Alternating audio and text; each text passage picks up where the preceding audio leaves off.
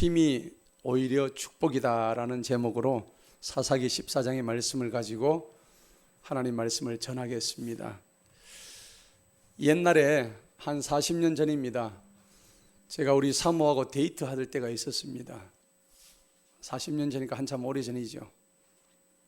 그때는 참 데이트를 밤늦게 하고 그 얼마 전만 하더라도 통금도 있었어요.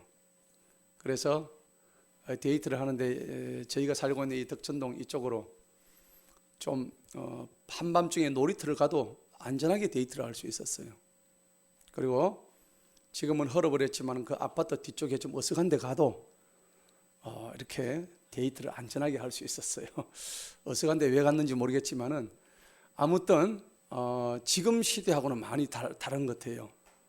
그 당시만 하더라도 그렇게 세상이 막 험하다든지 그러지를 않았거든요. 범죄가 요즘처럼 넘치지 않았습니다. 순박했습니다. 제가 밀양의 출신인데 제가 6살 때 우리 살던 시골 마을이었어요. 전기가 처음 들어왔습니다. 집에서 호롱불을 켜고 있었는데 요즘 젊은이들은 상상이 잘 안 가겠죠. 호롱불이 뭔지 잘 모르죠. 그런데 그때 먹을 것도 없었어요.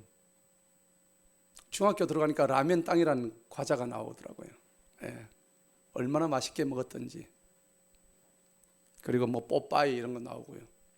호롱불 켜고 그다음에 뭐 싸우는데 싸울 게 없어가지고 연탄재 아시죠? 요즘 연탄 안 피우잖아요. 연탄재 다 타고 나면 그걸 뽀개가지고 던지고 놀고 했던 기억이 나요. 고무줄 땅하고 뭐. 여학생들 놀면은 고무줄 끊어가고 장난도 치고 그랬던 걸 생각합니다. 그런데 그때가 지금 생각해보고 돌이켜보니까 참 순박했던 것 같아요. 요즘 세상 돌아가는 걸 보니까 그렇지를 못합니다. 좋은 쪽보다는 나쁜 쪽으로 세상이 흘러가고 있어요. 이 땅에 죄가 차고 넘친다는 말씀입니다. 기성세대들은 요새 뭐 나라의 LH 사태를 보십시오. 뭐 남의 얘기 같지만 사실 그 얘기가 우리의 얘기입니다. 탐욕으로 뭉쳐져 있어요. 기성세대들이 이런가 하면 젊은 세대들은 또 어떨까요? 요즘 제가 젊은 세대를 보면 굉장히 이기적이에요. 아주 개인적입니다. 자기밖에 모르는 것 같아요. 남에 대한 배려 없고 그리고 청년으로서 옛날에 우리가 가졌던 그런 기계, 비전 이런 것이 다 사라졌어요. 청년들만 탓할 수 없는 것이 사회의 구조가 그렇게 되다 보니까 요즘 젊은이들 보면 어쩌면 참 불쌍해요. 아무튼 기성세대든 다음 세대 청년 세대든 하나님과는 점점 멀어져가는 그런 분위기, 이게 오늘날의 지금 세상의 모습이라는 겁니다. 어느 자료에 보니까는 고교를 졸업하고 난 이후에 하나님을 떠나는 비중이요, 한국 교회에서 70%가 고등학교 졸업 이후에 하나님을 다 떠나버린대요. 그게 크게 놀랄 일이 아닙니다. 그러면 그 30% 남은 아이들이 나중에 자라서 부모가 되었을 때 그 부모의 자녀들은 또 어떻겠습니까? 한국 교회가 점점 없어지고 사라지는 거예요. 미래학자 최윤식 목사님이라고 있어요. 그 유명한 책이 있는데 앞으로 5년 한국 교회의 미래라는 아주 유명한 책이 있습니다. 그 책을 보게 되면은 한국 교회의 미래가 굉장히 어둡습니다. 그 결정적인 원인이 뭘까 하고 그 책을 봤더니 하나님 대신에 교회 안에 만몬신이 지금 도사리고 있는 거예요. 모든 것이 물질이에요. 성도도 물질, 목사도 물질, 교회 전체도 물질로 다 보는 거예요. 안타까운 일입니다. 그 만몬신에 사로잡혀 가지고 우리 한국 교회가 신앙의 본질을 다 잃고 있다는 사실입니다. 그런 의미에서 보자면 우리 제주 에노스 선교 학교 센터는 참으로 그 건립하게 된 배경에는 다음 세대를 위해서, 우리 청년 젊은 세대들을 위해서 하나님께서 예비하신 라마나욕과 같은 그런 장소인 줄 믿습니다. 그래서 그 제주 에노스 선교센터가 하나님의 비전 그리고 세계 선교의 도약의 진정한 자리가 될 줄로 믿습니다. 이제 4월 초에 입주를 하는데 여러분들 가셔서 우리 자녀들을 그쪽으로 많이 보내주세요. 그래서 그곳에 가지고 마음껏 하나님의 성호를 찬양하고 그리고 세계를 향한 그들의 꿈을 펼칠 수 있도록 여러분들 우리 교회가 거기에 주축이 돼서 하는 게 얼마나 기쁩니까? 감사한 일이죠. 믿습니까? 노아가요 120년 동안 방주를 만들면서 그 120년 동안 얼마나 부르짖었겠습니까? 회개하라, 돌아와라. 하나님이 120년 이후에는 여기 홍수로 심판하신단다. 사람들아 빨리 이 말씀에 귀를 기울여라. 120년 동안 부르짖었지만 한 사람도 돌아오지 않았습니다. 오직 노아의 8명의 가족만이 그 배에 올라탈 수 있었습니다. 참으로 안타까운 일이죠. 범죄 심리학자의 유명한 아이젠크라는 사람이 있습니다. 그 사람이 범죄 심리학에서 범죄의 원인을 이렇게 규정하는 걸 봤어요. 뭐라고 했냐니까 삶의 본능입니다. 우리가 삶의 본능이라면 오욕 칠정을 얘기하잖아요. 식욕이라든지 성욕이라든지 명예욕이라든지 권력욕이라든지 아니면 수면욕이라든지 이런 본질적인 인간의 욕망이 죽음의 본능과 부딪히는 거예요. 삶의 본능이 죽음의 본능. 이 죽음의 본능이라는 것은 공격적인 본능이에요. 인간 속에 내재한. 삶의 본능과 죽음의 본능이 서로 충돌할 때 범죄가 일어난다. 그렇게 묘사를 하고 있습니다. 그래서 이게 충돌을 할 때 통제력이 결여가 되고 즉각적인 충동이 일어나서 인간이 서로 못 잡아먹어서 막 어르렁거리고 그리고 자기도 모르게 범죄를 하게 된다는 겁니다. 원초적인 반사회적인 충동을 우리가 다 가지고 있다는 겁니다. 상당히 그럴싸하게 들립니다. 또 얼면 맞는 말이기도 합니다. 근데 말이 좀 어려워요. 그럼 성경 간단히 얘기해서 사람은 왜 죄를 지을까요?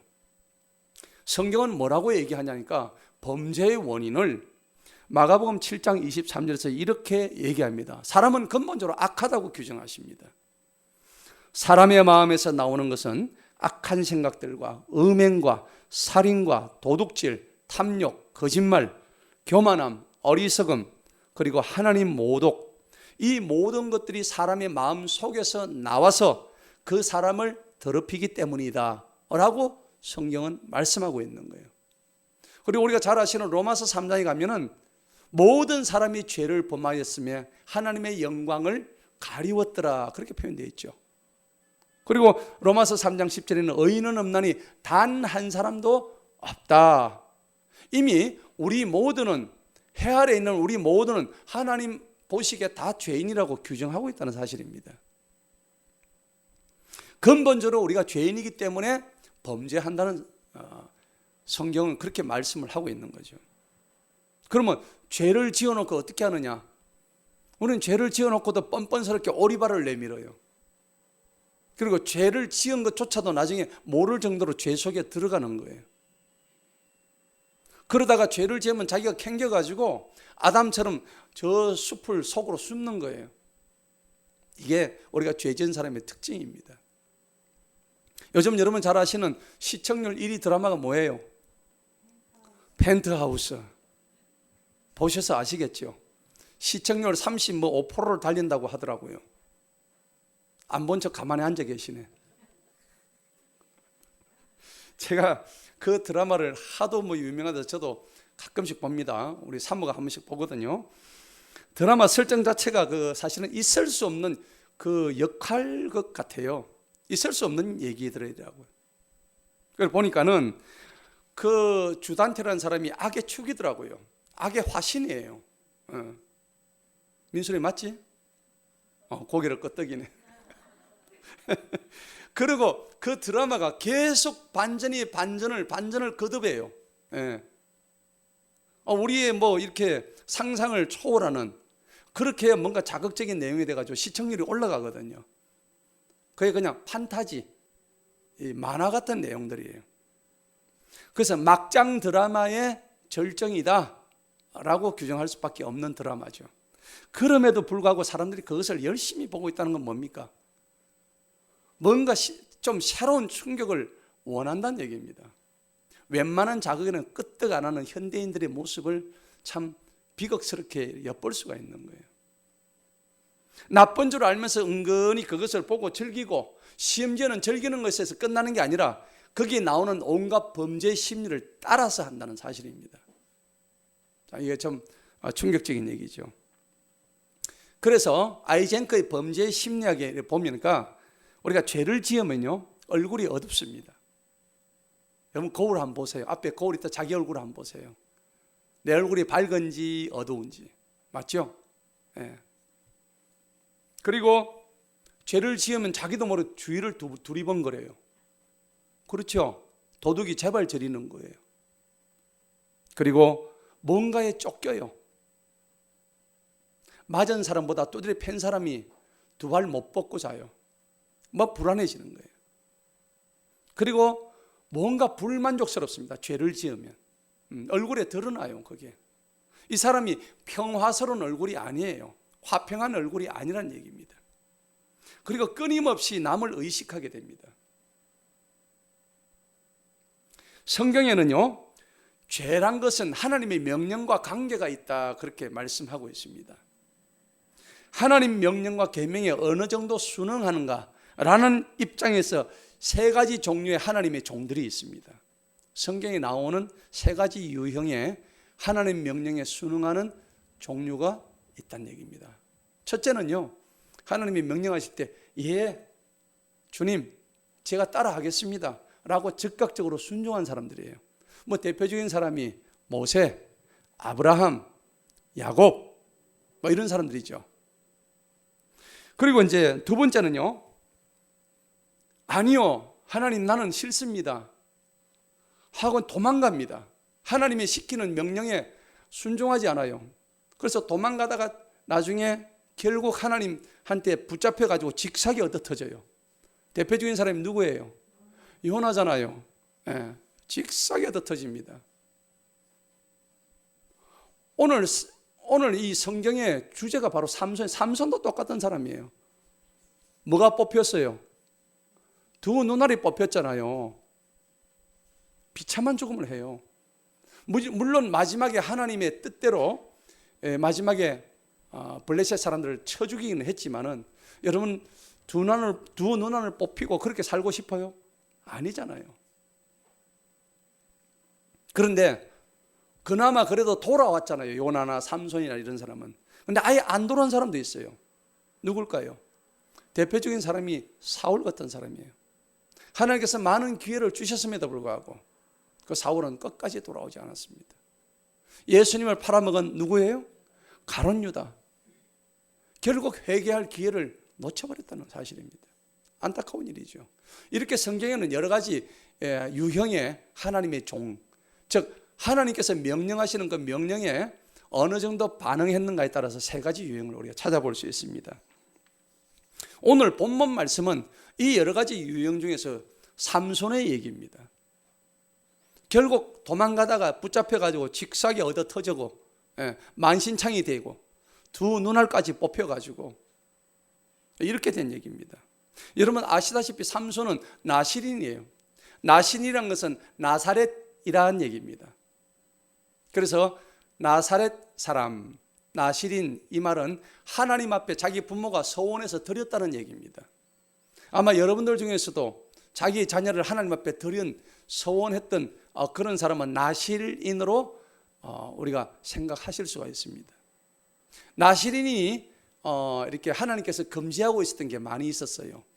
포도주나 독주, 그 다음에 머리를 밀지 말 것, 그리고 시체라든지 부정한 음식 이런 걸 절대 가까이서는 안 돼요. 시체는 만져서도 안 돼요. 자, 삼손은 태어나기 전에 자기 아버지 마노아와 자기 어머니를 통해서 이렇게 이 삼손이 태어나면은, 삼손이 태어나던 그 시대가 어떤 시대냐면은 블레셋한테 지배를 받고 있던 시대예요. 얼마나 그 노예 생활을 하고 있겠어요. 그런데 삼손을 태어나게 하심으로 인해서 이 삼손을 통해서 이스라엘을 구출을 하려고 하신 하나님의 계획이 있었단 말이에요. 그러니까 하나님의 사명을 받은 사실은 위대한 종이었단 얘기입니다. 그럼에도 불구하고 삼손은 그 이방 여자 데릴라 혹은 들릴라, 이 여자 하나 때문에 아주 그 절세 미인이었던가 봐요. 그래서 남자는 조심해야 돼요. 여자는 조심해야 돼요. 그런데 삼손도 엄청나게 괴력을 가지고 있음에도 불구하고 그 여자 앞에는 여자 무릎 위에서 누워서 잠을 자다가 머리를 깎이게 되고, 결국은 힘을 다 잃게 되는 거죠. 여러분, 그리고 나중에는 이제 산채로 이제 감옥에 들어가 가지고 두 누나를 뽑힙니다. 말이 두 누나를 뽑히는 거, 여러분들 이빨 하나 뽑아도 아프지 않습니까? 그죠? 그런데 두 누나를 뽑혀 가지고 맷돌을 간다고 빙글빙글 돌고 있는 그 삼손을 생각하니까 이건 뭐 말할 수 없는 고통이에요. 삼손은 이 과정을 통해서 우리가 알아야 될 게 있습니다. 삼손은 그러면 왜 이런 고통을 자처했는가? 삼손이 이런 고통을 당했던 것은 사실은 삼손이 타락하는 과정이 있었기 때문에 이런 고통을 당했다는 것입니다. 오늘 우리가 읽고 있던 이 본문도 삼손이 어떻게 타락해 나가는가 하는 그 과정을 알려주고 있습니다. 6절을 한번 보시겠습니다. 6절 한번 보십시다. 5절부터 보십시다. 5절, 6절을 다 같이 읽어봅니다. 시작. 그때 삼손이 그의 부모와 함께 딥나로 내려가서 딥나의 포도원에 이르는데 보라, 젊은 사자 한 마리가 그를 맞아 어르렁거리니라. 주님의 영께서 그에게 강하게 임하시니 그의 손에 아무것도 가진 것이 없이 새끼 염소를 찢는 것 같이 그가 그 사자를 찢고서 그가 행한 일을 자기 부모에게 말하지 아니하였더라. 자, 오늘 본문을 보니까 아니 맨손으로 사자를 찢을 정도면 이건 뭐 보통 아니잖아요. 지가 힘이 있었어요? 하나님의 영이 함께 했어요? 하나님의 영이 함께 했단 말이에요. 자, 하나님의 영이 함께 하긴 했지만은 사실 하나님의 사람인 이 나실인 삼손이 세상적인 욕망을 가지고 이방 여자에게 눈을 돌렸다는 이 사실 자체부터가 벌써 하나님이 좋아하실 리가 없죠. 그리고 눈을 돌렸다는 사실과 함께 사자를 쭉 찢어 죽이고 난 다음에 부모한테 말했어요, 안 했어요? 부모한테 속였단 말입니다. 여기서 삼손의 타락의 시발점이 이제 나타나는 거예요. 여러분, 잠언 말씀 30장 17절에 보면은 부모의 말씀에 순종하지 않는 자는 까마귀에게 두 눈을 쪼인다고 얘기했습니다. 우리 젊은 분들 다 기억하시기 바랍니다. 부모 말씀에 순종하시기 바랍니다. 그래서 사소한 거짓말을 갖다가 이렇게 하고 있던 이 삼손이 자기 부모한테 거짓말한 거예요. 사실대로 얘기를 하지 않은 거예요. 이 젊은이 삼손이.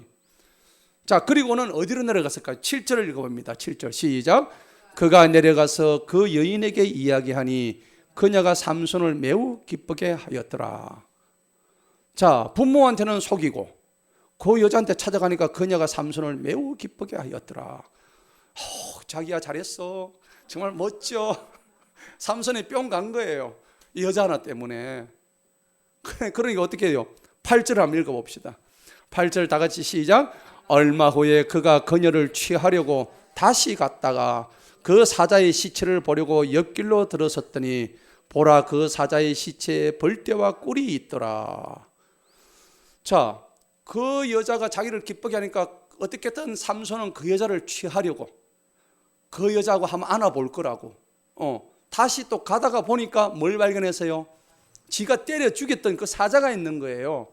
이미 며칠 지났으니까 사자에서 이제 시체 썩는 냄새가 풀풀풀 나는 거예요. 근데 가만히 보니까는 그 시체 안에 뭐가 있었어요?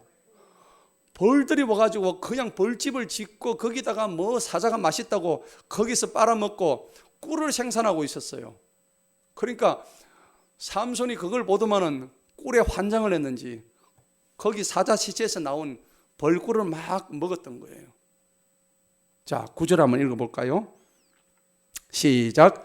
그가 손으로 그것을 집어먹으면서 가다가 그의 부모에게 이르러 그들에게 그것을 주었더니 그들도 먹더라. 그러나 삼손이 그 꿀을 사자의 시체에서 취하였다고는 부모에게 말하지 아니하였더라. 아니, 이 아들 삼손이 지만 먹은 것도 사실 잘못된 거죠. 삼손은 무슨 인입니까? 나실인이잖아요. 시체에 손을 대면 안 되는 사람이에요. 하나님께서 금지하셨다고요. 여러분 시체에 손을 대본 적이 있습니까? 저는 대봤어요. 차디 차요. 아주 돌장같이 아주 찹니다. 그런데 그 시체를 접촉하는 것을 레위기나 우리 모세오경이 아주 부정한 것으로 여기고 있다고요. 왜? 죽음이니까. 우리는 산자들이잖아요. 그런데 오늘 보니까는 죽은 시체에 손을 넣고 벌꿀을 따먹은 그 행위도 잘못됐지만은 9절에 보니까 그것을 부모에게 갖다 주고 그 꿀을 부모가 또 먹게 했단 말이에요. 왜? 생각해보면 어떻습니까? 토할 것 같죠? 아니 사자의 몸에서 나온 더러운 꿀을 지도 먹고 부모님한테 말씀도 안 드리고 이거 사자의 몸에서 났다 그런 얘기 했겠습니까? 아버지 어머니 제가 맛있는 꿀을 가져왔습니다. 어디서 났느냐? 지나가다 보니까 아름다운 나무에서 봤습니다. 아마 이런 거짓말 안 했겠어요. 그래가지고 꿀을 갖다 줬더니 부모에게 사실대로 얘기를 또 안 한 거예요. 벌써 2번이나 속였습니다. 반복적이죠. 자, 여러분 이 장면에서 삼손이 잘못한 이 행위는 부모를 2번 속였다는 사실입니다. 참 이게 삼손이 타락한 지름길이 되었습니다. 오늘 설교 제목이 타락을 막기 위해서 들키는 것이 오히려 뭐라고요? 축복입니다. 여러분 우리는 다 죄를 가지고 있어요. 이 죄를 우리는 숨기고 살아가려고 해요. 자기도 모르게 본능적으로 숨겨요. 그런데 죄를 숨기고 나면 이 죄가 안 드러나느냐? 결국은 다 드러납니다. 제일 누가 먼저 알아요? 하나님이 아셔요. 하나님은 우리의 일거수일투족을 다 지켜보시고 계시거든요. 그 다음에 또 누가 알아요?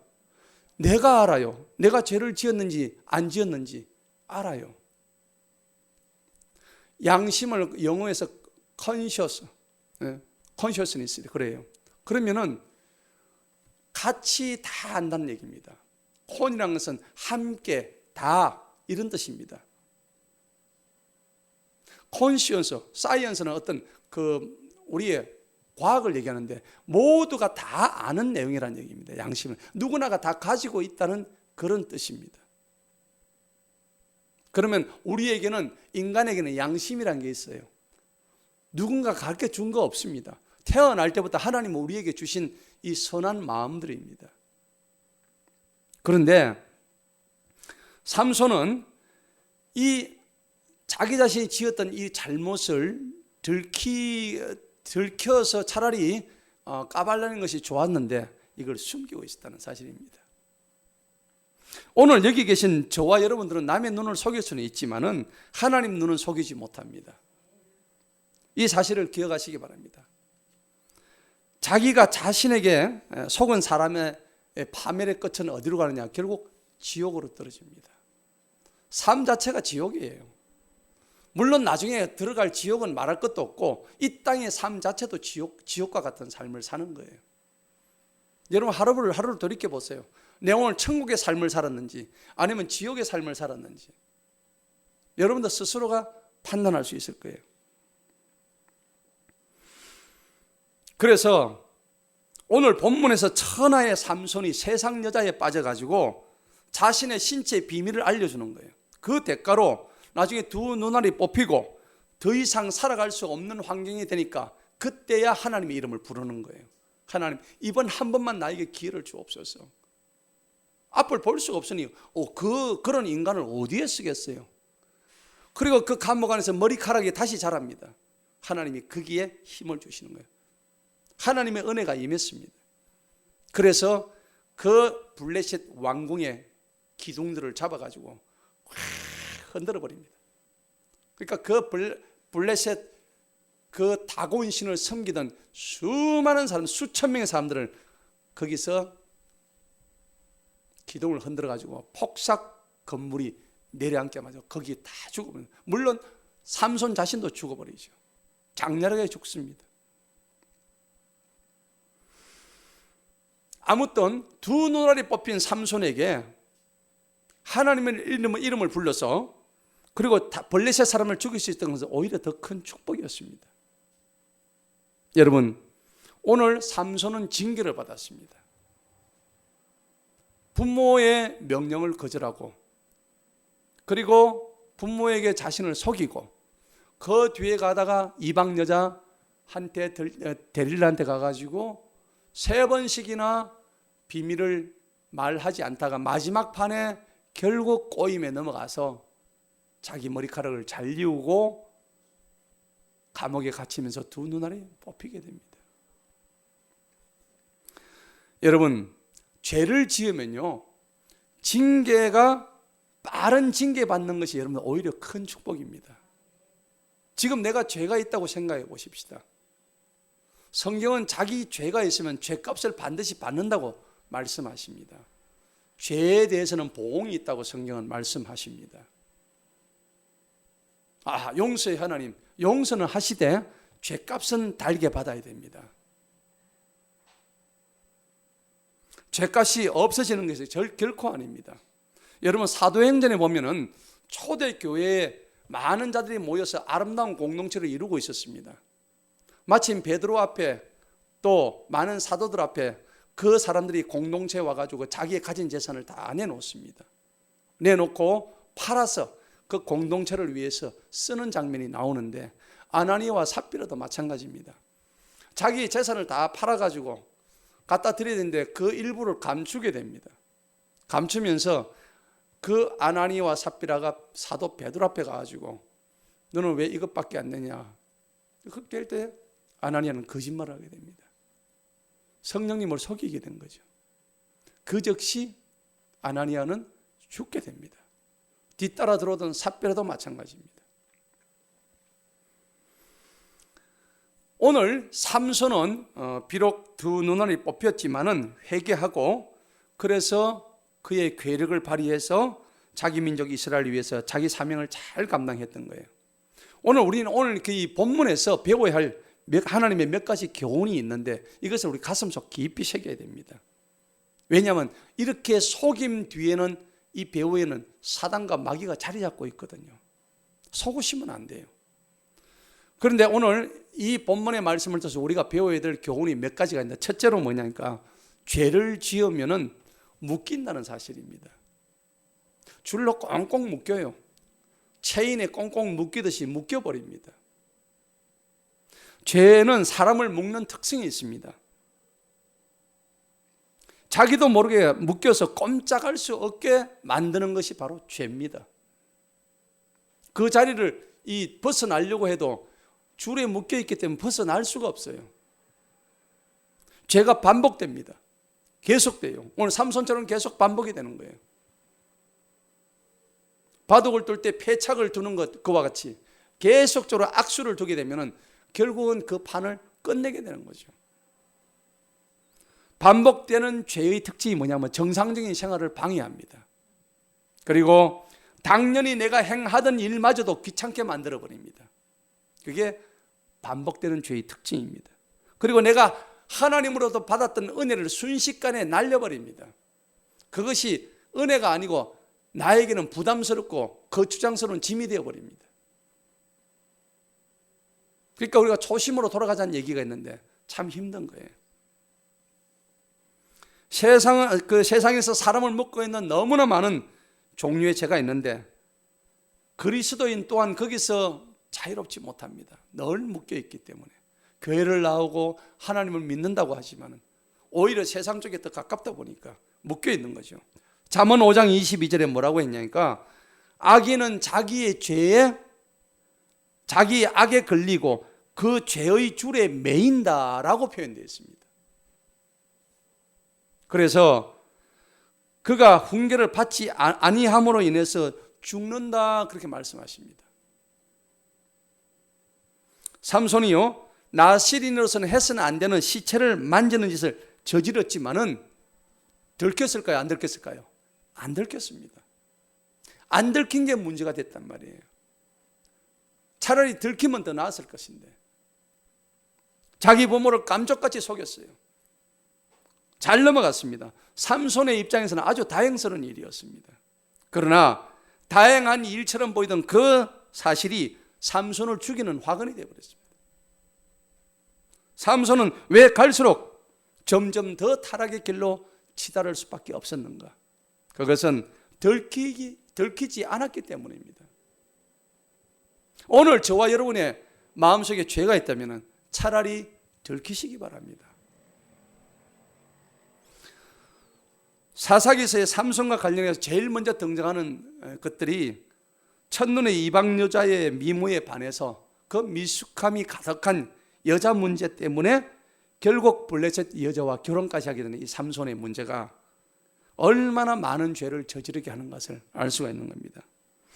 그래서 삼손이 이처럼 반복적인 죄를 짓는 데는 치명적인 문제가 하나 더 있었습니다. 왜 그랬을까요? 왜 계속해서 반복해서 죄를 지었을까요? 그게 뭐냐고 하면은 삼손이 나실인으로서 부끄러운 짓을 했는데도 불구하고 그가 가지고 있었던 괴력, 엄청난 힘이 있었죠. 사자를 찢어 죽일 정도의 힘, 그것이 있었기 때문에 들키지 않아도 자기 자신의 힘을 믿었기 때문에 오히려 이 사람이 기고만장했습니다. 여전히 괴력을 발휘할 수 있었다는 그 사실이 자기 자신을 더 사실은 망친 거예요. 자기 힘을 믿고 있었던 것이 오히려 착각이 됐다는 사실입니다. 나는 내가 할게. 나는 아직도 내 힘이 있어. 내 능력이 있어. 이렇게 사는 자들은 삼손처럼 하다가 두 눈알이 뽑히게 됩니다. 여러분 기억하시기 바랍니다. 여러분 내 몸속에 종기가 생기면은 그 종기가 몸 밖으로 나와야 내가 삽니다.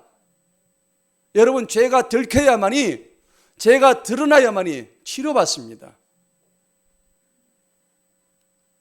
내 몸속에 종기를 도려내야 됩니다. 칼로. 그럴 때 내가 살듯이 우리의 속에 있는 죄는 드러나야 사는 줄 믿습니다.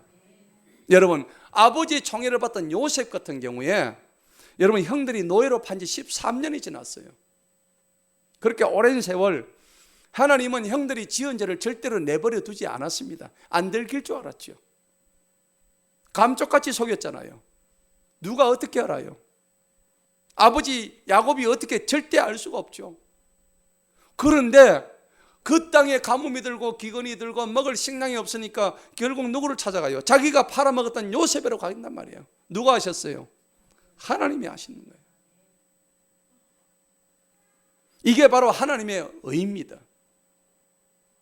우리의 모든 행위는 하나님의 어린 양의 생명책에 기록됩니다. 이 땅에서는 내가 죄를 지어서 감출 수 있어서 법원에 안 갈 수도 있어요. 그렇지만 우리의 육신의 죽음 뒤에는 하나님의 심판의 칼날이 준비가 되어 있습니다. 우리의 행위의 모든 것을 보응하시는 하나님이 두 눈을 부릅뜨고 생명책에 우리의 행위를 기록하고 있다는 사실입니다. 계시록 21장 27절에 사람들이 만국의 영광과 존귀를 가지고 그리로 들어가겠고 무엇이든지 속된 것이나 가정한 일이나 또는 거짓말하는 자는 결코 생명으로 들어가지 못하되 오직 어린 양의 생명책이 기록된 자들만 들어가리라. 아멘. 여러분 죄를 지으면 이렇게 줄로 꽁꽁 묶이게 된다는 사실 기억하시기 바랍니다. 두 번째는요, 죄의 특징이 죄는 문둥병과 같습니다. 여러분 문둥병에 걸리면요 감각이 없어진대요. 제가 한 20년 전에 소록도 방문을 해서 문둥병자하고 같이 얘기도 하면서 나이 많은 아재에서 참 인자하게 생긴 분이셨어요. 그런데 보니까는 살이 다 뭉개져가지고 코가 없어요. 코가 없고 그래가지고 제가 악수를 하는데 이 손이 다 뭉개져가지고 없는 거예요. 그래서 제가 아이고 아저씨 건강하십시오 했는데 근데 제가 이 문둥병 환자를 보니까는 감각이 없대요. 그렇게 아파도. 죄란 것이 문둥병과 똑같습니다. 죄를 지으면 감각이 없게 됩니다. 죄는 우리 영혼의 감각을 잃게 만드는 겁니다. 열심도 열정도 모두 사그라지게 되는 거예요. 내가 한때 가졌던 하나님에 대한 그 열정 한순간에 다 사라지게 하는 거예요. 내가 한때 받았던 하나님에 대한 첫사랑을 다 잃어버리는 거예요. 내가 힘써서 행하던 일에 대해서 모든 의문을 갖게 만드는 것이 죄의 특징입니다. 말씀에 아무리 들어도 설교 말씀도 감동이 없어요. 성도들 간의 교제도 의미가 없어지는 거예요. 그리고 형제 자매들의 힘 있는 간정, 수많은 간정을 들어도 나하고는 아무런 상관이 없어요. 무덤덤해지는 거예요. 그리고 이 자리에 있는 것 자체가 너무 불편해. 너무 나하고는 안 맞아. 죄가 들어오면 그렇다니까요. 이게 우리 성도들의 교제 안에서 너무나 자주 발견되는 우리의 모습들이에요. 에베소서 4장 17절에서 이렇게 말씀합니다. 그러므로 내가 이것을 말하며 주 안에서 증거하노니 이제부터는 이방인이 그 마음에 허망한 것으로 행하지 너희는 행하지 마라. 저희 총명이 어두워지고 저희 가운데 있는 무지함과 저희 마음이 굳어짐으로 말미암아 하나님의 생명에서 떠나 있도다. 저희가 감각 없는 자 되어 자신을 방탕에 방임하여 모든 더러운 것을 욕심으로 행하되 오직 너희는 그리스도를 같이 배우지 아니하였느니라. 여러분, 죄가 문둥병같이 여러분들을 파고 들어온다는 것은 얼마나 무서운 일인지 몰라요. 감각이 없어지는 거예요. 그리고 세 번째는요, 죄는 무거운 짐이에요. 항상 마음 한켠을 갖다가 어둡게 만드는 그 교제 안에서 용서하지 못하는 우리 마음속에 마음의 짐이 있는 거예요. 주님과의 교제, 그리고 공동체 안에서 형제 자매들과의 깊은 교제를 방해합니다. 이것만 없으면 하면서도 내가 버리지 못하는 생활 속에 짐이 있는 거예요.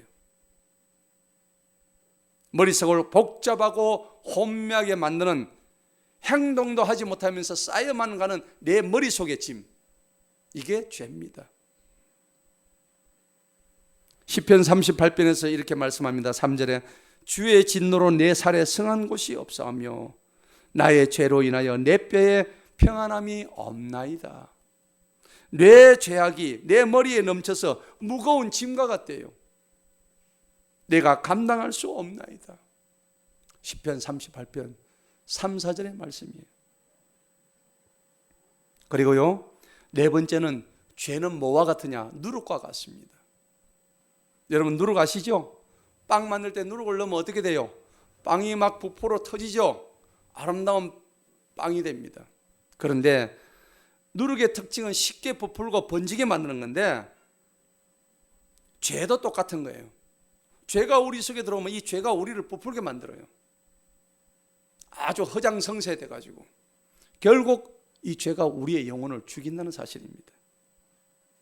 여러분, 아무것도 없는 순수한 물에다 검정 잉크를 탁 터뜨리면 이 검정 잉크가 퍼져나가면서 우리는 눈으로 볼 수 있죠. 하지만은 죄는 누룩과 같아서 누룩은 눈에 보이지 않습니다. 우리 속에 들어오면은 이 죄는 누룩처럼 그냥 번져버립니다. 내 몸을 장악합니다. 내 영혼을 잠식하게 됩니다. 내 말이 상대방을 거쳐서 어떻게 부풀려지고 그리고 퍼져갈지 알 수가 없습니다. 우리의 정직하지 못한 방법이 전체를 잘못된 방향으로 인도하는 사실입니다. 고린도전서 5장 6절에는 너희의 자랑하는 것이 옳지 아니하도다. 적은 누룩이 온 덩어리에 퍼지는 것을 너희가 알지 못하느냐. 성경은 말씀하십니다. 여러분, 죄가 들어오면요, 하나님 말씀이 내 속에 들어오는 것을 막아버립니다. 안 들려요. 설교 말씀도 귀에 안 들어옵니다. 왜? 내 속에 하나님 말씀도 죄가 들어와 있기 때문에. 죄가 내 안에 퍼지게 되면 내 발걸음이 주춤해져 버립니다. 하나님 말씀보다 내 생각이 이미 내 머리를 장악했기 때문에 속지 마시기 바랍니다. 갈라디아서 5장 7절 9절에 보니까 너희가 다람쥐를 잘 하더니 누가 너희를 막아서 진리를 순종치 않게 하더냐. 그 권면이 너희를 부르신 얘기에서 난 것이 아니라 저것 누룩이 온 덩어리에 퍼지게 하느니라. 오늘 성경은 그렇게 말씀하시는 거예요. 여러분, 삼손이 오늘 여러분들 보신 바대로 이렇게 죄의 이 진행 속에서 자신을 컨트롤을 하지 못하고 제어하지 못해서 결국 사실은 망해버린 거죠. 망한 인생이죠. 물론 하나님께 쓰임은 받았지만 개인적으로 보면 가장 불우하고 가장 불행한 사람이었어요. 그런데 삼손과 마찬가지로 하나님의 위대한 종이라는 사람이 있었는데 그 사람 바로 여러분 잘 아시는 다윗이에요. 다윗은 어떤 사람이었을까요? 이 다윗도 대단한 사람이에요.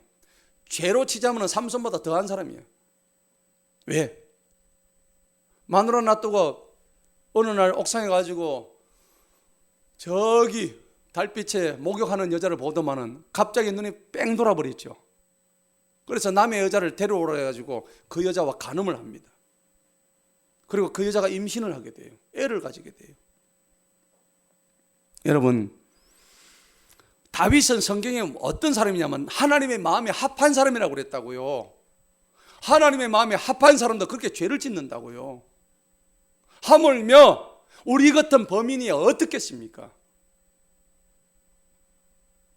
다윗이요, 이때 바세바와 간음할 때가 언제냐면은 전쟁할 때예요. 암몬 사람들과 전쟁 중이었어요. 그때 다윗이 강성해졌어요. 암몬쯤이야 한 방에 조져버려. 그러고 있을 때예요. 그러니까 전쟁을 다 보내놓고 자기는 옥상에 올라가서 여유를 즐기고 있어요. 여러분, 주머니에 돈이 많고 내 힘이 강해지고 내 정력이 세지면은 그때 내 마음속에 틈이 생기고 마귀가 찾아옵니다. 이때가 가장 위험해요. 잡념과 망상이 들어오게 됩니다. 죄는요, 한순간 그 다윗의 인생을 망쳐버립니다. 그리고 그 다윗을 죄의 노예로 만들어버려요. 바세바를 취한 것으로 끝나지 않았습니다. 애를 가지니까 바세바의 남편 우리아가 전쟁에서 돌아오면 변명할 거리가 없잖아요. 자기 아내의 몸을 보면 알잖아요. 그래서 급하게 바세바의 남편 우리아를 불러가지고 집에 가게 만듭니다. 자기 와이프하고 하룻밤 자라고. 그런데 우리아는 어떻게 합니까? 왕이시여, 나는 그렇게 할 수 없나이다. 지금 전쟁통에 다른 사람은 나가서 전쟁 열심히 하는데 내 혼자만 어떻게 거기 갈 수 있습니까? 다윗이 할 말이 없어요. 참 못난 다윗이죠. 거짓말을 하다 보니까, 속이고 남을 하다 보니까 어찌할 바가 없는 거예요. 여러분, 히브리서 12장 4절은 죄와는 피 흘리기까지 싸우라 말씀하셨습니다. 다윗은 오늘 실패했어요. 죄는 우리의 내면에 숨어들어가지고 장악하며 더 깊은 곳으로 숨어드는 특징이 있습니다. 천하의 다윗도 오늘 바세바를 간음하고 임신하고 우리아를 둘러보내가지고 그렇게 했지만은 안 돼가지고 결국 그 우리아를 죽이기로 마음을 굳힙니다. 얼마나 악랄합니까? 요즘 텔레비에 그것이 알고 싶다 나올 만한 내용 아닙니까? 이 다윗의 얘기가 저는 그래 봅니다. 예. 얼마나 그 스토리가 참 그럴까요? 그래가지고 다윗은 우리아를 환대해가지고 이 우리아를 잘 대해주는 것처럼 했지만은 자기 뜻대로 되지 않았습니다. 그래서 마지막 쓴 카드가 전쟁터에 제일 앞장서게 했습니다. 결국 뭡니까? 우리아를 죽게 한 거죠. 그리고 완벽한 위장을 해서 바세바를 자기 아내로 삼으려고 했던 것입니다. 그러니까 이 과정 속에서 자기 자신의 죄를 숨기려고 하다 보니까 더 깊은 죄의 수렁에 빠졌다는 사실입니다. 삼손과 같은 내용이에요. 우리는요, 자신의 엄밀한 죄를 하나님께 고백해야 됩니다. 이것이 비록 고통스러운 과정이지만은 하나님의 앞에서 내 죄의 이름을 하나씩 말해야 됩니다. 하나님, 제가 오늘 이 죄를 지었습니다. 하나님, 저를 용서해 주세요. 오늘 우리가 죄의 고백 시간이 있었잖아요. 여러분 그냥 죄의 고백 시간에, 매주 하는 그 죄의 고백 시간에 그냥 허투루 하지 마시기 바랍니다. 여러분들 한 말 한 말 입술로 나오는 그 죄 하나님이 다 듣고 계시고 주님으로부터 용서받으시기 바랍니다. 그 죄를 숨겨서도 안 되고 부정해서도 안 됩니다. 은밀한 죄가 있습니까? 지금 고백하시기를 바랍니다.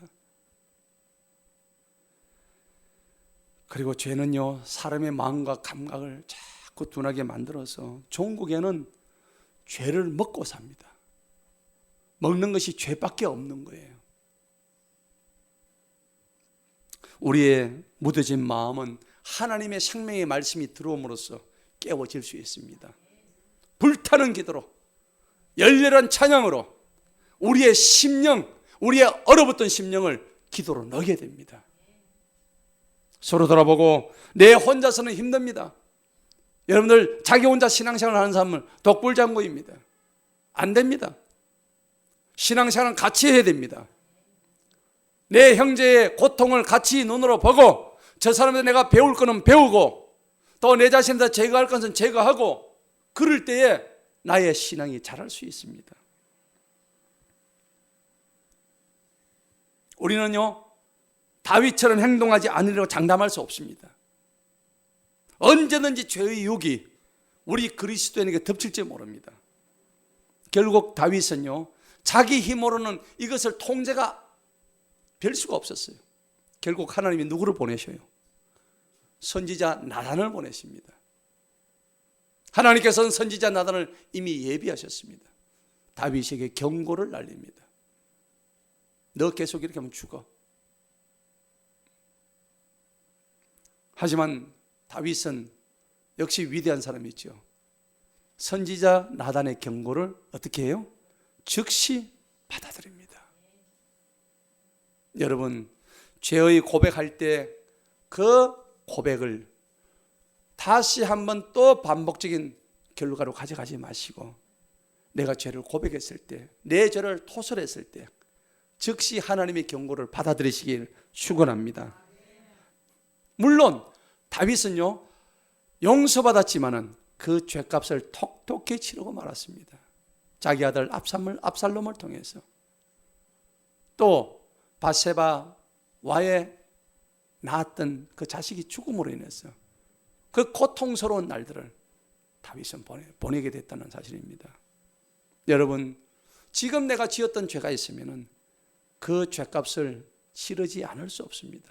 그렇다고 하더라도 지금이 가장 빠른 때입니다. 근신하시기 바랍니다.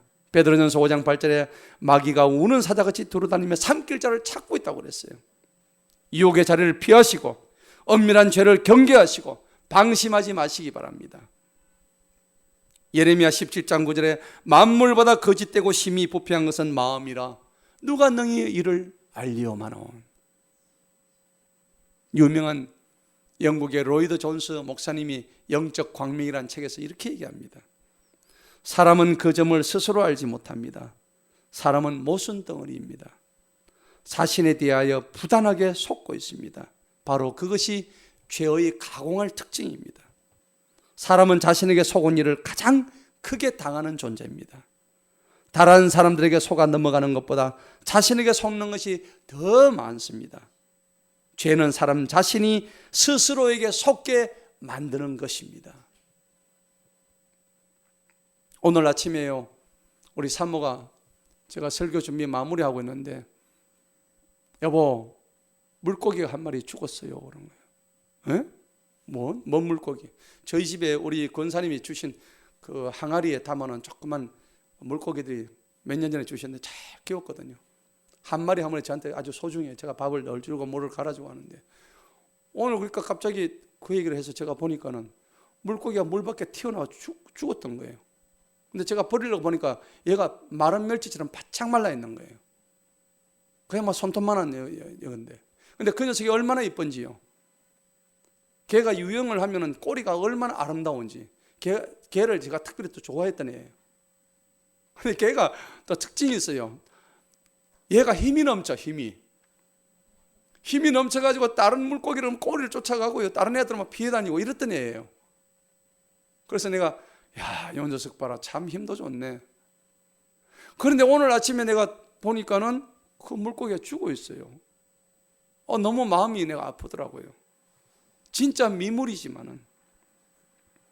근데 이 녀석이 가만히, 제가 그걸 보면서 이 녀석이, 제가 서울 갔다가 일주일 만에 와가지고 물이 들어와서 물을 갈아주니까 너무 기분이 좋았던 거예요. 주인이 물을 갈아주니까 힘이 넘쳐. 힘 자랑하다가 얘가 물 밖으로 튀어나와 버린 거예요.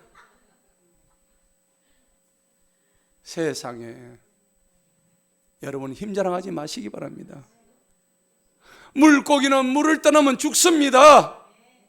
우리는 하나님을 떠나면 죽습니다. 죽어요. 죽어. 하나님이 선택한 자들은 아무리 도망가도, 두 눈알이 뽑혀도 하나님은 그들을 선택하십니다. 여러분 도망가지 마세요. 하나님이 여러분들을 버리셨다면 모르지만은, 하나님이 여러분을 선택하셨다면은 여러분들이 저 지옥의 끝에 있어도 하나님 불러 올리십니다. 우리는 하나님을 떠나면 죽습니다. 응답하시기 바랍니다. 주님의 면전에서 떠나 바다 한가운데 던져졌던 저 요나처럼 되지 말고, 하나님의 명령을 무시하고 아담아 아담아 네가 지금 어디 있느냐, 내가 하나님이 무서히 여기 숨었나이다, 이런 말 하지 마시고, 주님이 부르실 때 모세야 모세야, 주님 제가 여기 있나이다. 아브라함아 아브라함아, 하나님 내가 여기 있나이다. 야곱아 야곱아 네가 지금 어디 있느냐, 주님 제가 여기 있습니다. 이사야 이사야야 내가 누구를 보낼고, 주님 제가 여기 있나이다. 나를 보내소서. 주님 내가 여기 사오니 나를 보내소서. 나의 마음 주께 드리오니 주 받으옵소서.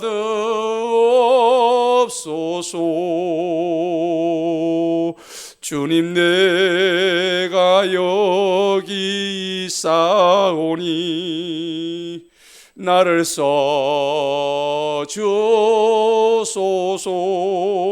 가진 것 모두 다 주께 드리오니 주 받으옵소서. 주 받으옵소서. 할렐루야 할렐루야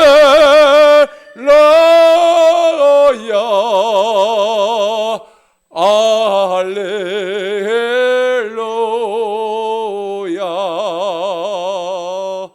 할렐루야.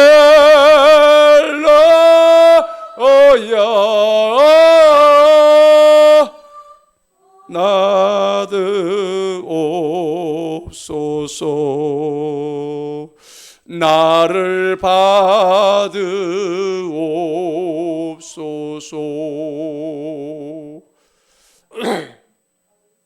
바울이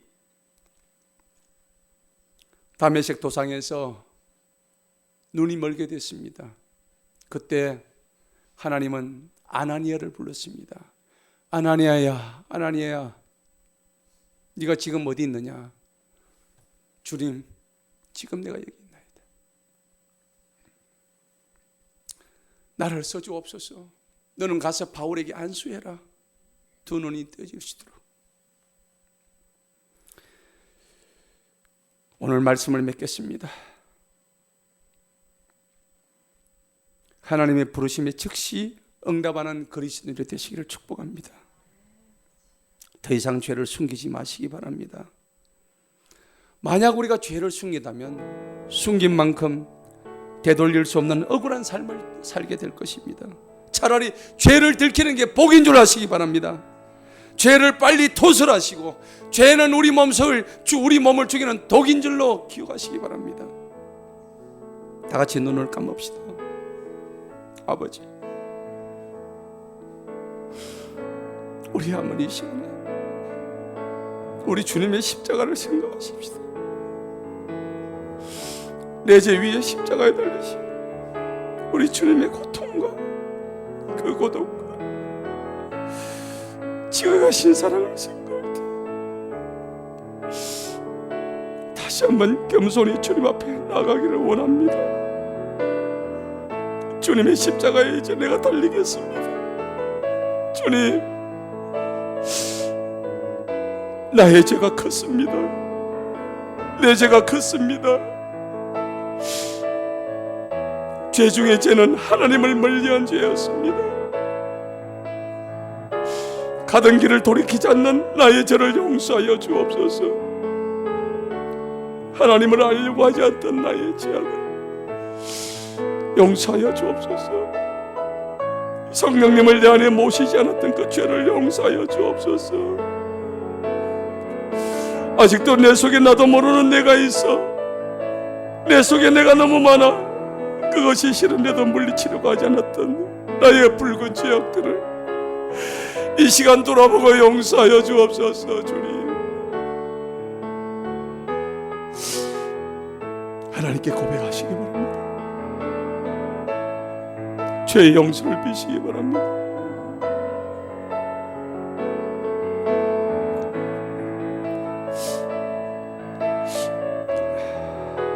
이 시간은 우리 다 같이 하나님 앞에 기도하십시다. 그리하여 하나님의 죄 사함을 받고 그리스도인의 진정한 평강과 예수님의 진리와 하나님의 크신 사랑을 누리시길 축원합니다. 다 같이 한번 주여 외치고 말씀을 모두 맺겠습니다. 주여, 할렐루야. 하나님 아버지, 아버지 감사합니다. 날 위해 십자가에 돌아가신 우리 주님의 고통, 아버지 그 고통을 생각하며 지극하신 사랑 앞에 아버지 겸손히 무릎 꿇습니다. 아버지, 우리의 죄를 용서하여 주옵소서. 아버지, 우리의 죄를 용서하여 주옵소서. 주님, 아버지여, 아버지여, 주여, 아버지, 가던 길을 돌이키지 않던 우리의 죄를 용서하시고 내 마음에 열이 없었던, 내 열정이 없었던 아버지, 우리의 죄를 용서하여 주옵소서. 아버지여, 아버지여, 아버지, 용서하여 주옵소서. 주여, 주여.